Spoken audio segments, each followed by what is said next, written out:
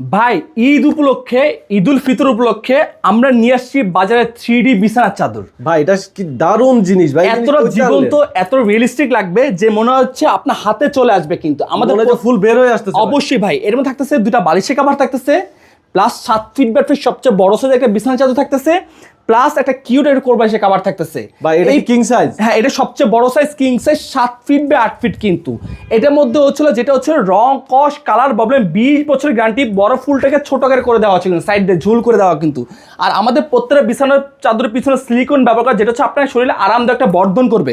আমাদের বাসার ছোট বাচ্চারা থাকে, অনেক সময় কিন্তু দামি দামি বিছানার চাদরে কিন্তু উপরে কিন্তু বাচ্চাদের উঠা দেয় না, কারণ করে নষ্ট করে ফেলবে।